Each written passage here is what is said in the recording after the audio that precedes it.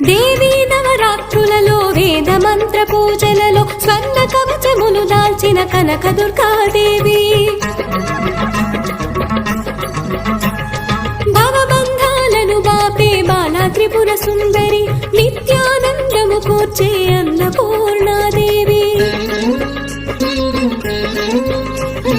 లోక శాంతిని సంరక్షించే సుమంత్రమూర్తి గాయత్రి